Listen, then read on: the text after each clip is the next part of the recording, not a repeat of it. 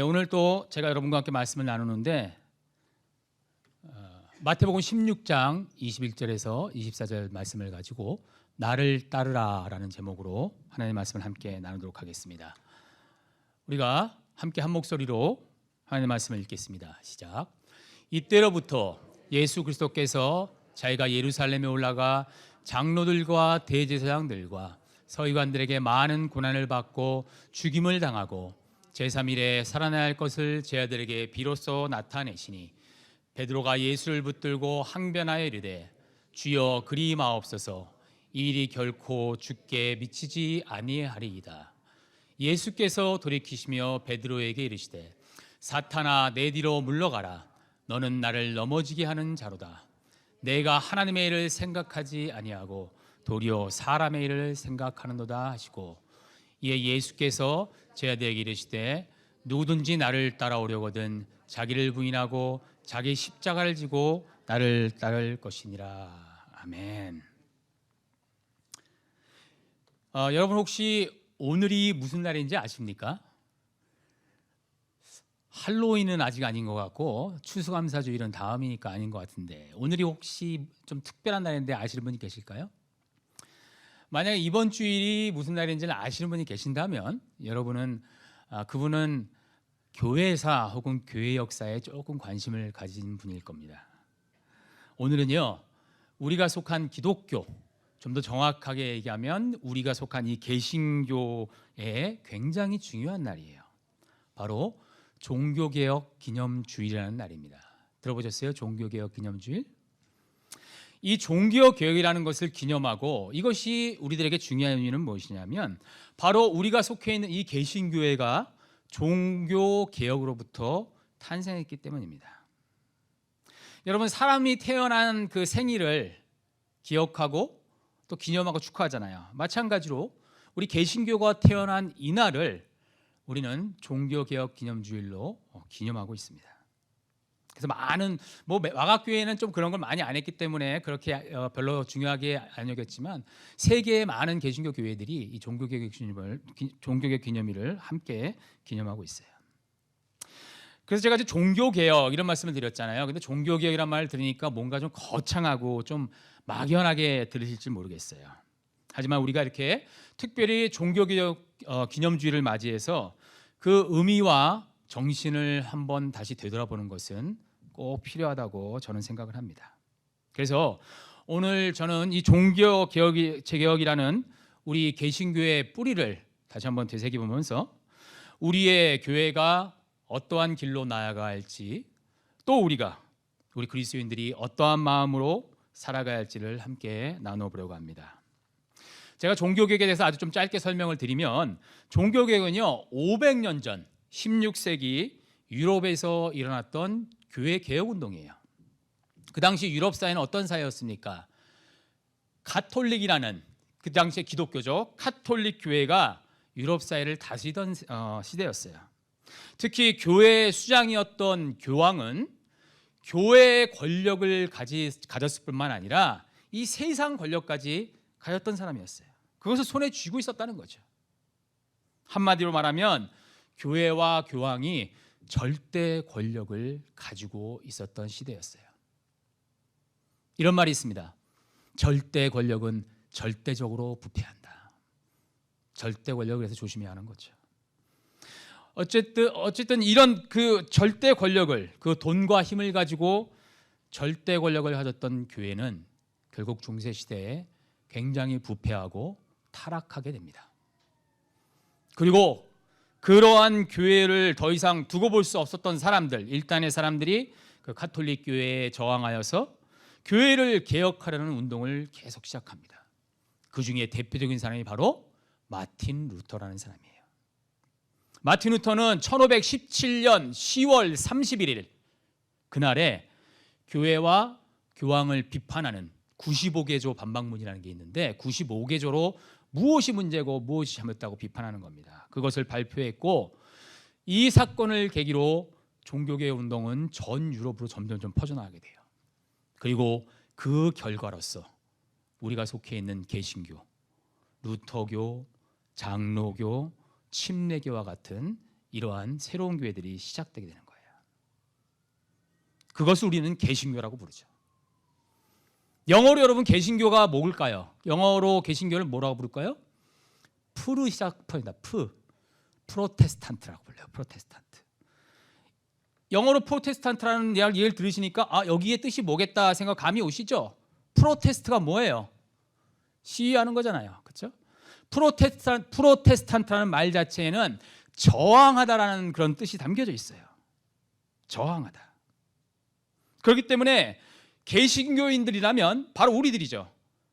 저항했던 사람들의 후예들이고 지금 우리가 프로테스탄트로 불리기 때문에 우리가 저항하는 사람들이라는 이름으로 불리고 있는 거예요.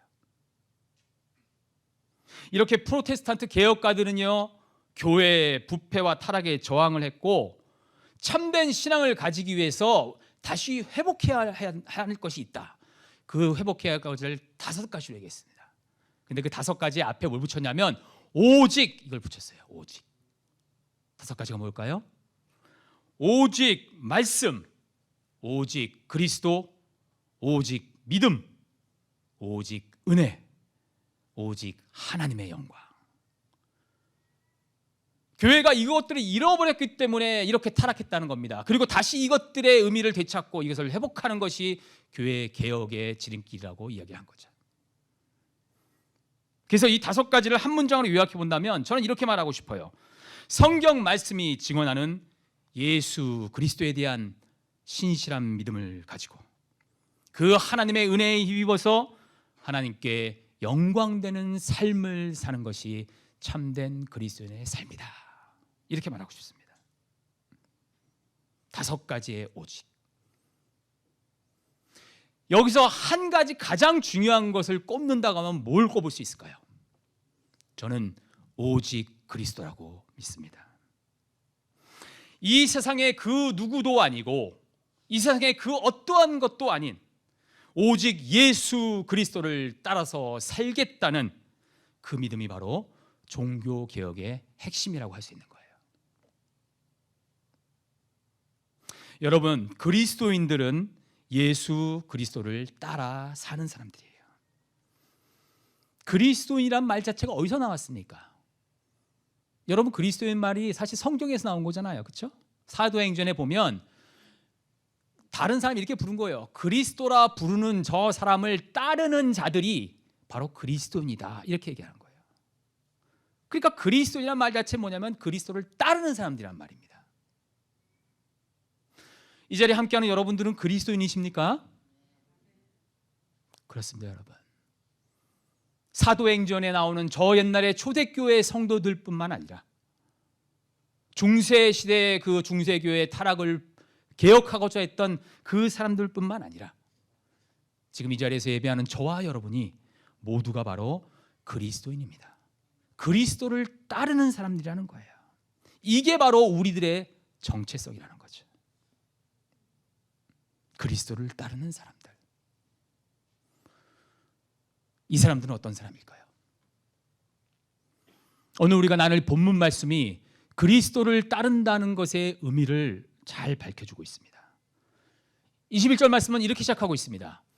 이때로부터 예수 그리스도께서 자기가 예루살렘에 올라가 장로들과 대제사장들과 서기관들에게 많은 고난을 받고 죽임을 당하고 제3일에 살아나야 할 것을 제자들에게 비로소 나타내시니. 오늘 본문은 예수님께서 십자가의 죽음과 부활에 대해서 제자들에게 말씀하시는 그 장면으로 시작하고 있습니다. 예수님께서는 자신이 이제 곧 예루살렘으로 올라가야 되는데 거기에서 많은 고난, 즉 십자가 고난을 받을 것이라고 말씀하시는 겁니다. 그리고 그 십자가의 고난을 통해서 다시 사는 부활의 영광을 얻게 될 것이라고 말씀하시는 거예요. 우리가 잘 아는 구약 성경의 이사야서 53장 말씀 있죠. 이렇게 시작되잖아요. 그는 실로 우리의 질고를 지고 우리의 모든 아픔과 어려움을 대신 지셨다는 거죠. 무엇을 위해서요? 우리의 죄를 위해서, 우리를 구원하시기 위해서 그분께서 친히 하나님의 어린 양이 되셨다는 거죠. 예수님께서는 지금 본인이 그 길을 이제 가겠다고 제자들에게 처음으로 얘기하는 바로 그 장면입니다. 그런데 예수님의 이 말씀을 들은 베드로가 이렇게 반응을 합니다. 베드로가 예수를 붙들고 항변하여 이르되 주여 그리마옵소서. 이 일이 결코 주께 미치지 아니하리이다. 아멘. 이렇게 하시면 안 됩니다. 이런 거에 성경 말씀이라고 해서 여기 보면 베드로가 예수를 붙들고 항변하여. 그러니까 한국 이 개혁 성경은 조금 예의 있게 좀 쓰여졌어요. 항변하다 그러니까 좀 뭐 예수님께 간청하는 것 같잖아요. 그런데 이 항변하다의 원문의 정확한 의미는 어떤 뜻을 담고 있냐면 책망하다, 꾸짖다라는 말을 담고 있어요. 그런 뜻이에요.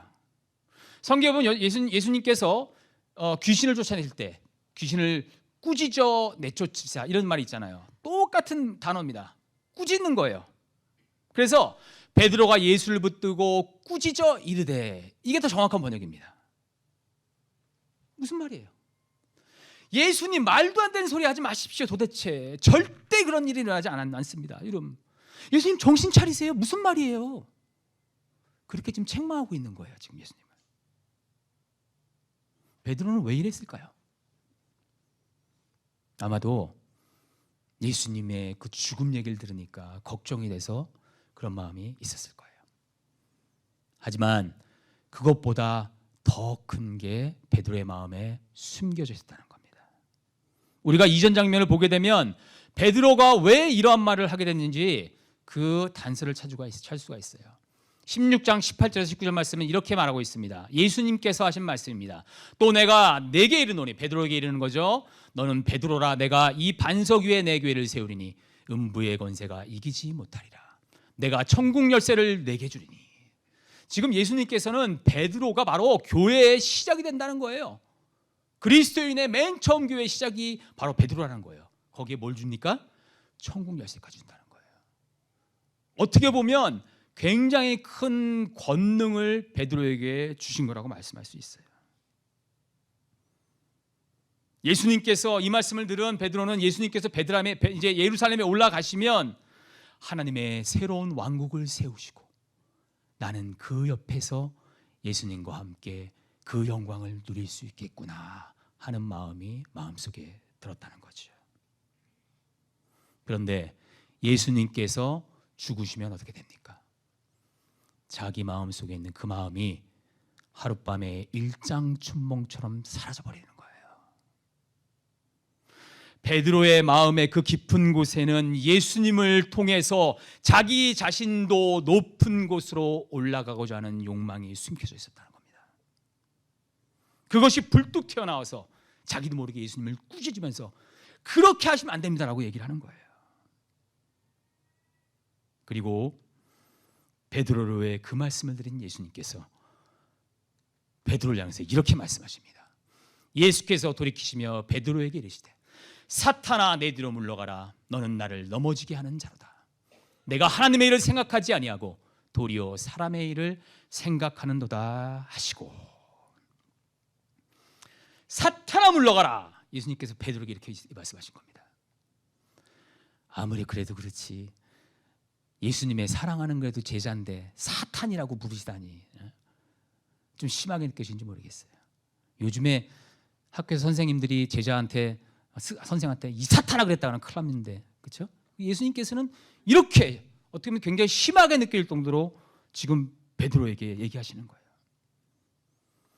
우리 예수님께서는 베드로의 그 내면에 감춰져 있던 자기가 높아지려고 하는 그 욕망을 정확하게 꿰뚫어 보시고 말씀하시는 거예요. 그리고 그 욕망을 충동질하는 그 사탄을 정확히 보시는 거죠. 그리고 그 사탄이 베드로를 통해서 하나님의 일이 아니라 사람의 일을 이루고자 하는 그것을 지금 지적하시는 거예요.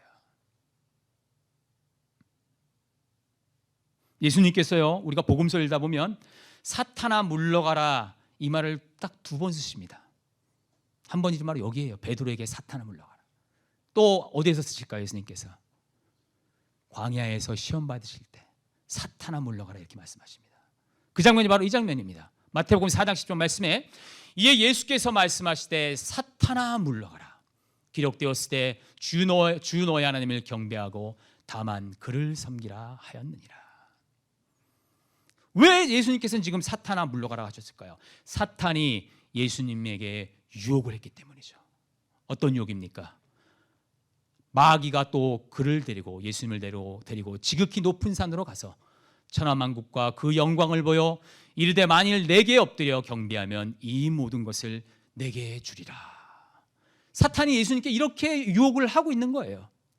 저는 이 장면이 실제로 어떤 그런 일이 일어났다기보다는 예수님의 내적인 어떤 영적인 투쟁, 영적인 갈등을 비유적인 모습으로 이렇게 보여준다고 저는 생각을 합니다. 예수님 내면에 그렇게 금식기도, 광야에서 금식기도 하면서 이런 내면의 영적인 갈등이 있으셨던 거예요. 무슨 갈등입니까? 하나님의 일인 십자가의 길을 꼭 가야 할까? 천하만국의 이 세상의 영광을 얻는 것도 괜찮지 않을까? 세상의 영광을 얻는 것이 하나님께 영광되는 것이 아닐까? 그런 사탄의 꼬임에, 그런 음성에 예수님께서는 내적인 갈등을 하셨던 거죠. 그리고 깊은 금식 속에서 하나님과의 깊은 사귐을 나누셨던 예수님께서는 그렇지 않다. 그것은 사탄의 음성이다. 하나님의 길은 그러한 것이 아니다라고 생각하신 거죠. 그리고 바로 그 사탄에게 사탄아 물러가라고 말씀을 하신 거예요. 똑같습니다. 베드로에게도 지금 사탄아 내 뒤로 물러가라 이 말씀이 바로 베드로의 중심에 있었던 자기의 영광을 추구하고자 하는 그 마음을 지금 예수님께서는 바로 꿰뚫어 보시는 거예요.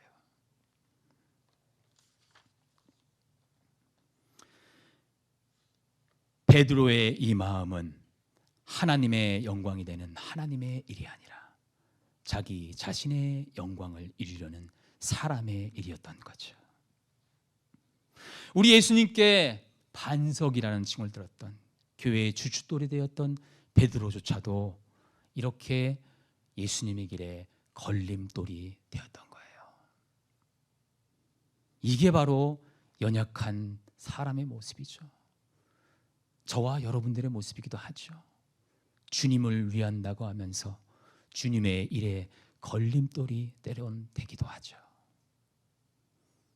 그렇다고 우리 주님이 저희에게 이 사탄아 이렇게 말씀하시진 않겠죠. 우리의 어리석음을 깨우쳐 주시고 다시 주님의 길로 또 인도해 주실 거예요. 우리 예수님께서는 베드로에게 그렇지 않다 베드로야. 너희가 가져야 할 마음은 그런 것이 아니라 바로 이러한 것이다 라고 제자들이 가져야 할 그 예수님의 마음을 가르쳐 주십니다. 우리가 한 목소리로 읽어보겠습니다. 시작. 이에 예수께서 제자들에게 이르시되 누구든지 나를 따라오려거든 자기를 부인하고 자기 십자가를 지고 나를 따를 것이니라. 한번 묵상해 보십시오. 이 말씀을. 주님을 따르던 그 제자들을 향해서 또 오늘 이 자리에서 함께 예배하면서 이 말씀을 듣고 있는 우리들을 향해서 예수님께서 말씀하시는 그 초청을 들어보시기 바랍니다. 누구든지 나를 따라오려거든 자기를 부인하고 자기 십자가를 지고 나를 따르라. 자기를 부인하라는 겁니다. 십자가를 지라는 거예요. 무슨 의미일까요, 여러분? 이것이 이 지금 본문 말씀을요 조금 쉽게 해석해서 쓴 메시지 성경을 보면 이 구절을 이렇게 표현하고 있습니다. 누구든지 나를 따라오려거든 내가 이끌도록 놓아두어라. 너의 뜻대로 하려 하지 말고 내게 맡겨라. 고난을 피하려 말고 끌어안아라. 그렇게 나를 따르면 내가 길을 보여주리라. 자기 부인이라는 것은 자기의 뜻을 내려놓는 거예요. 내 뜻과 내 생각과 나의 방법이 아니라 그리스도의 길과 하나님의 방법과 하나님의 뜻에 순종하겠다는 마음인 거죠. 그리고 바로 그 길이 나를 부인하는 길이 힘겹고 어려워 보이지만 오히려 그 길이 나의 생명을 살리는 길이라는 것을 알 수 있게 되는 거예요. 자기 부인의 길, 겸손히 십자가의 길을 가셨던 예수님께서는 이미 우리에게 그 아름다운 순종의 모습을 보여주셨어요. 빌립보서 2장을 보면 그 겸손한 예수님의 그 순종의 길을 너무 아름답게 보여주고 있습니다. 우리가 이 말씀을 한 목소리로 읽어보겠습니다. 시작. 너희 안에 이 마음을 품으라. 곧 그리스도 예수의 마음이니 그는 근본 하나님의 본체시나 하나님과 동등됨을 취할 곳으로 여기지 아니하시고 오히려 자기를 비워 종의 형체를 가지사 사람들과 같이 되셨고 사람의 모양으로 나타나사 자기를 낮추시고 죽기까지 복종하셨으니 곧 십자가에 죽으심이라.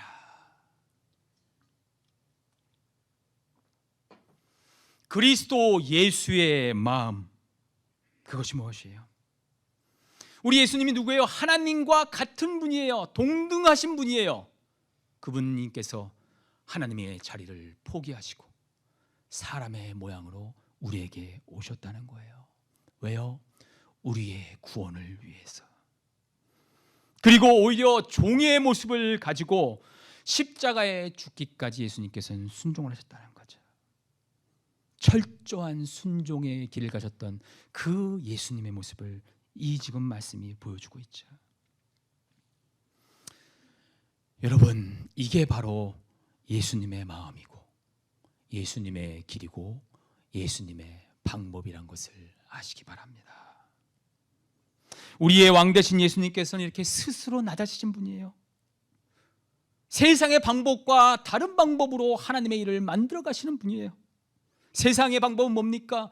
힘과 권력과 명예와 돈과 이런 것들을 가지면 그걸 통해서 우리가 영광을 누릴 수 있고 하나님께도 영광이 된다고 얘기하는 거예요.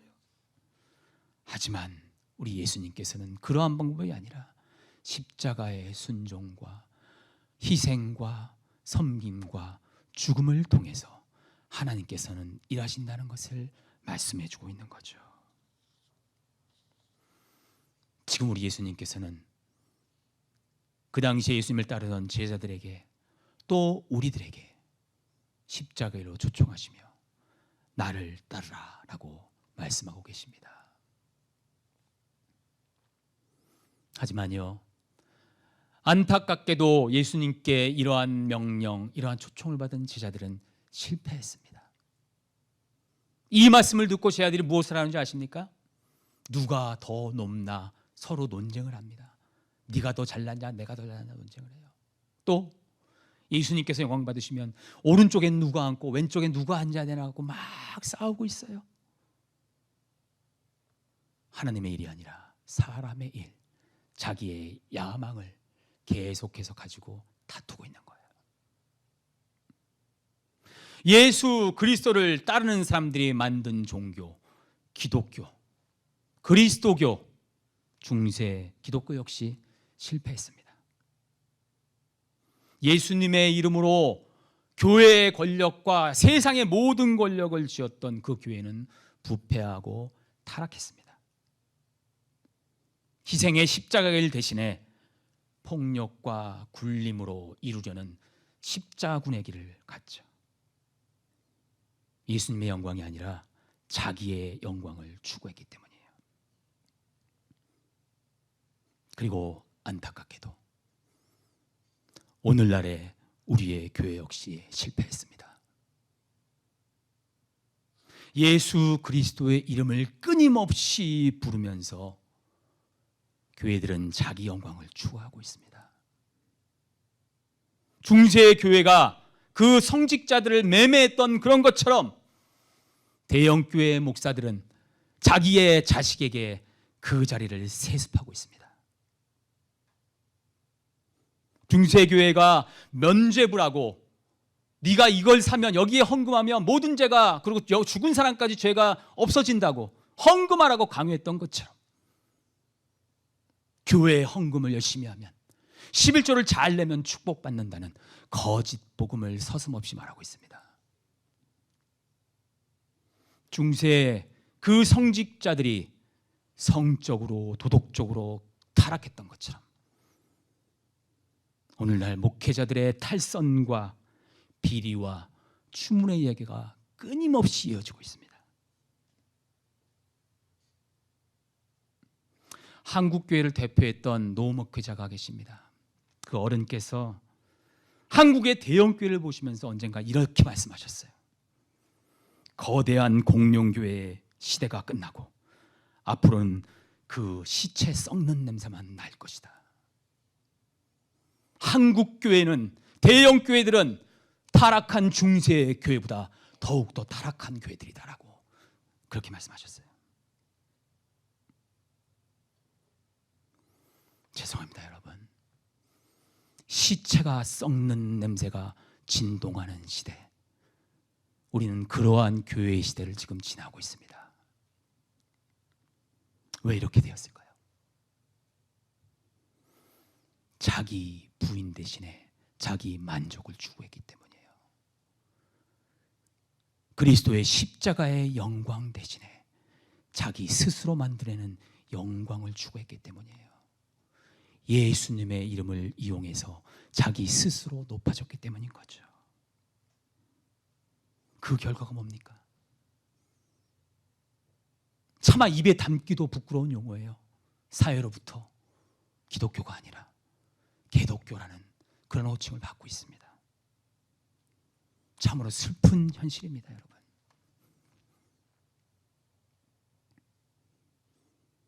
이번 주 한국에서는요, 종교개혁 기념주일에 서울 중심 광화문에서 200만 명이 모여서 집회를 하겠다고 했습니다. 주일이 지났을까? 이미 지나갔죠. 동성애를 반대한다는 명목으로 말입니다. 200만 명이 모인다고 했는데 제가 뉴스를 찾아보니까 한 10몇만 정도 모인 것 같더라고요. 저는 이 사람들의 주장에 옳고 그름을 제가 지금 여기서 따지고 싶지는 않습니다. 하지만 200만 명이라는 소리를 뻥뻥뻥 치면서 광장에서 교통을 통제해서 사람들에게 민폐를 끼치면서 이러한 집회를 가지는 것이 하나님의 뜻인가? 저는 의문이 있습니다. 아무리 생각해도 이러한 집회는 결코 그리스도의 십자가의 길이라고 볼 수 없다는 거죠. 이미 하나님의 자리에 올라간 그 대형교회의 목사들이 자기의 이름을 내고 자기 일을 드러내기 위해서 자기의 위세를 과시하기 위해서 하는 집회라고 밖에 볼 수 없습니다. 십자가의 길은, 하나님의 일은 이렇게 수많은 사람들이 모여서 거대한 집회를 가진다고 해서 이루어지는 게 아니에요. 예수 그리스도께서 그러셨던 것처럼 겸손히 낮아짐과 순종의 길을 가는 것을 통해서 이루어진다는 겁니다. 수많은 사람들이 모여서 소리치고 하는 그런 것이 아니라 아무도 찾지 않는 그곳에서 우리 예수님의 소금과 빛이 되는 그걸로 존재하고 있는 교회들을 통해서 하나님께서는 일하신다는 거예요. 저 골방에 들어가서 하나님, 오늘날 이렇게 타락한 우리의 교회를 주님 불쌍히 여겨주십시오. 우리를 살려주십시오.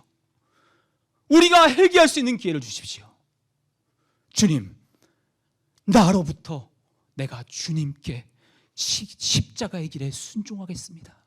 그러한 고백을 하는 사람들을 통해서 하나님께서는 일해 나가신다는 겁니다.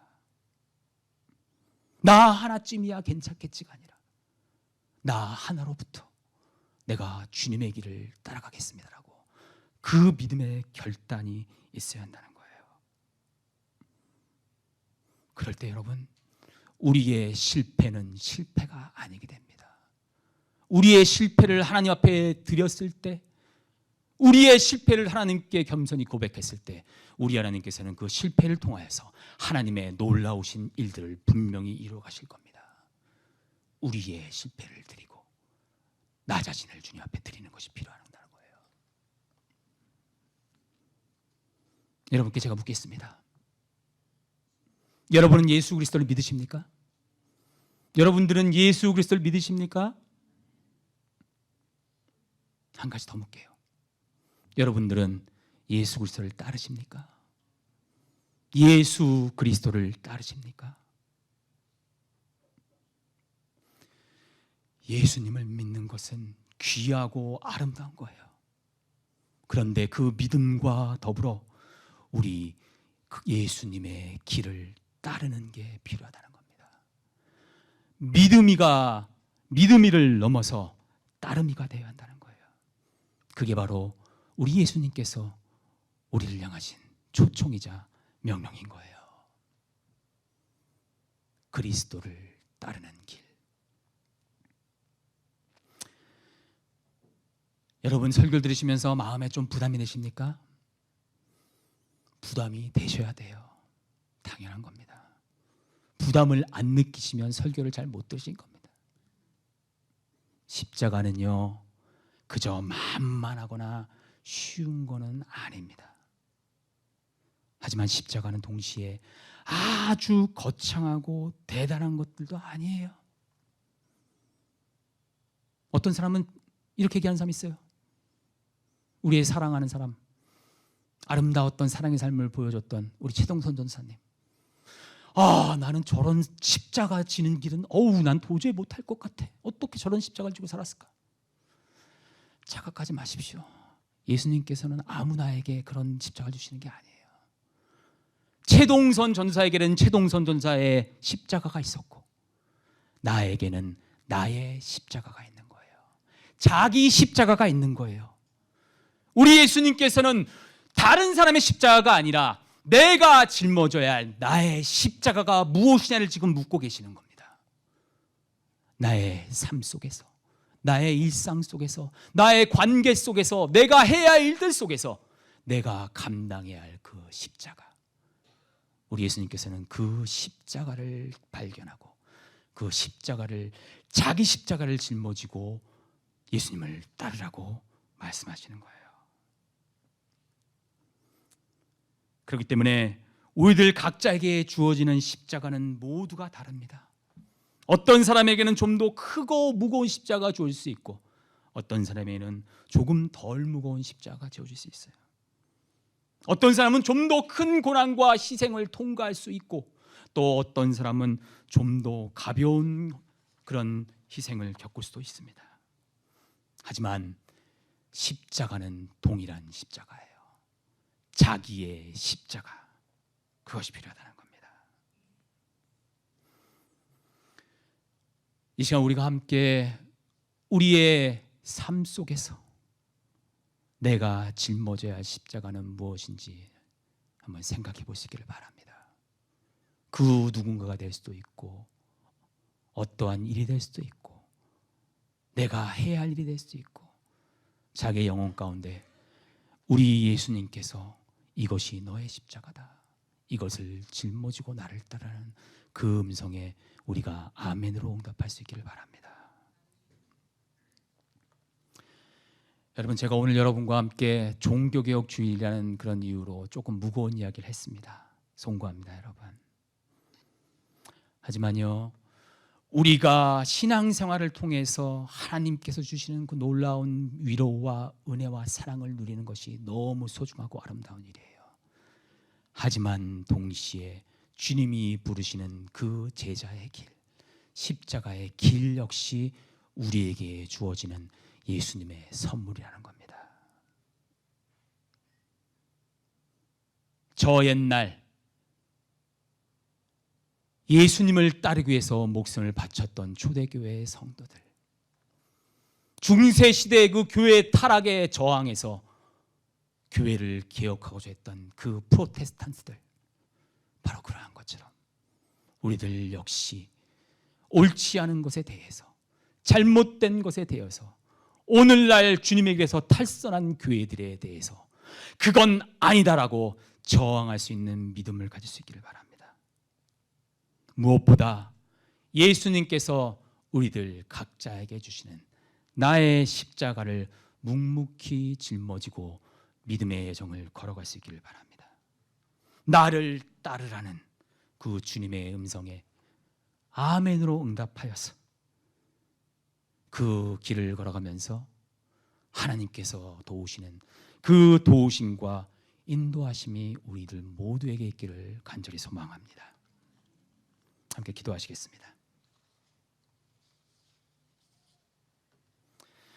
오늘 말씀 가운데 우리의 영혼에 말씀하시는 우리의 주님의 음성에 함께 반응하기 원합니다.